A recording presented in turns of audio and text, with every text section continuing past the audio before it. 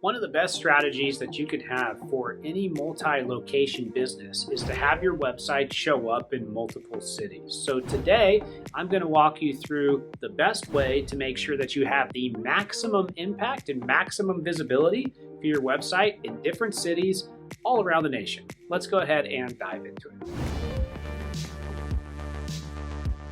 Before you get started, make sure to click the notification bell and make sure to subscribe so that you can get more videos like this in the future. Okay, so first thing is, how do you actually show up in multiple cities when it comes to Google? Well, you need to do 5 things, and here they are. First, you need SEO city pages. Second, you need a Google My Business page. Third, you need to have website citations. Fourth, it's important to do schema.org. And then fifth, you need reviews. So to help you develop a more thorough understanding of multi-location SEO, let's dive into some of the specifics. When it comes to city pages for multi-location SEO, they're actually a really smart move. You want to develop a landing page for each of the different cities that you're targeting.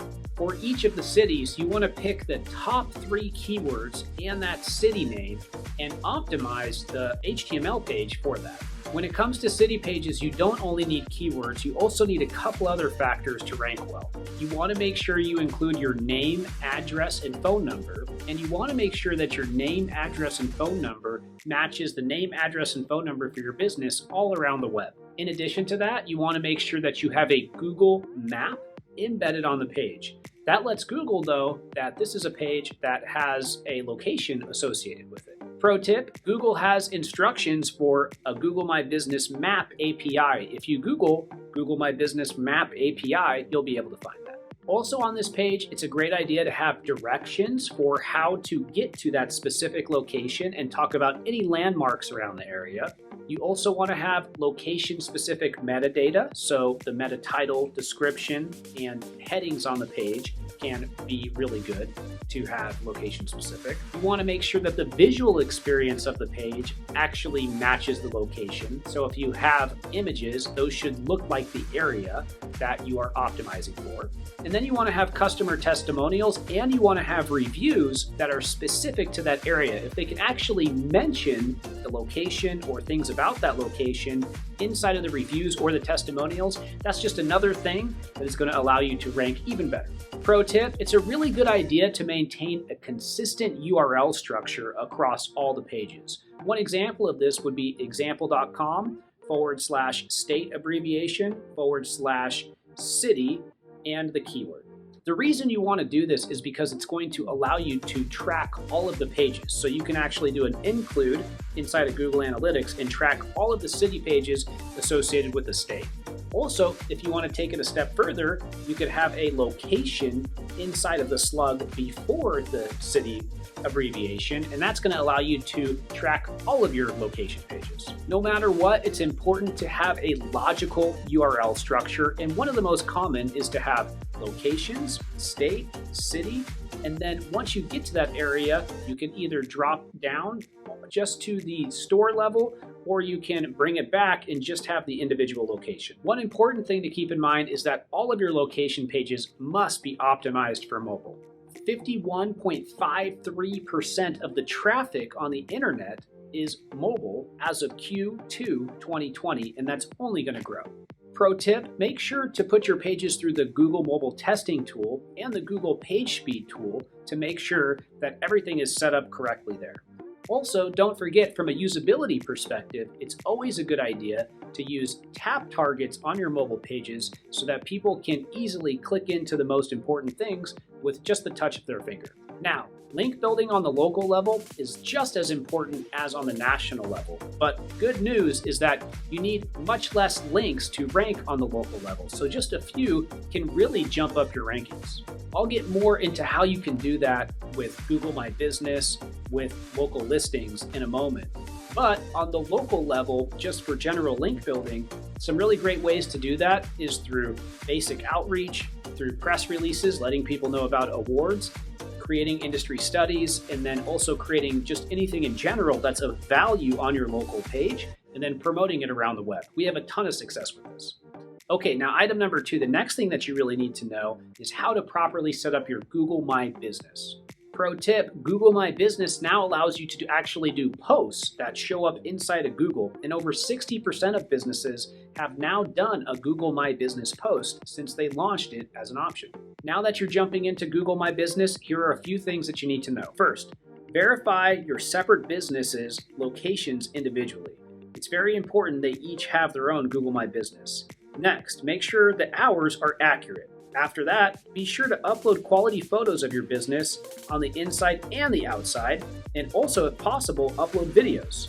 Next, if all of your stores serve the same function, then keep the same name for each location. Finally, categorize each location. For example, you may have a regional boutique, office supply chain, or multi-location market. Either way, it's important to categorize each location. You can find data about your Google My Business inside of the Insights section. They have a lot of great information there, so make sure to check that out. After you've got this set up, one of the most important things you can do is analyze your citations across the web for accuracy. Google isn't the only place that allows you to list your business. There's obviously more, such as Yelp, Bing, Yellow Pages, Yahoo Local, and Facebook. You want to make sure that you take the time to be properly set up on all of the major sites. After you've got it set up manually on all the major sites, it's important to use a local citation service.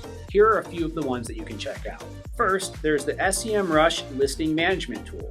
This is a newer option, but one that's excellent. Next, you can try Yext. Yext is one of the most popular tools. Outside of that, there's also a tool called Uberall. Uberall does a great job. Outside of that, there's also Render SEO and Chatmeter. Many of these are great solutions. Pick the one that's best for you. Another important thing that you need to do is you need to implement location-specific schema.org. This is a very important step, so make sure that you don't forget it. What this will do is this will tell Google about the business and the specific location information that it needs to know so that it can list it correctly. Make sure to put in your local business markup. Outside of that, you might also want to do Q&A and FAQ schema markup. These are very popular for this type of location SEO strategy. Next, location-specific reviews are a big deal, so you're going to want to get as many as you can. This turns into a pretty big chore because you're going to want to get them on your Google My Business page, on your Yelp profile, on any major directories around the web, and then if possible, in some cases, you might even want to get them on your own website. It depends what type of business that you're on. It's not a bad idea to use a review generation service. There are some out there, such as Birdeye, Podium. Some people use their own custom email solution, and other people just use word of mouth. But there's many options out there for generating reviews. Find the best strategy for you. So we just talked about location-specific SEO. The end goal is to have your HTML page ranking, to have your Google My Business page ranking, and then to have a really great presence on all of the major local directory websites that you're on.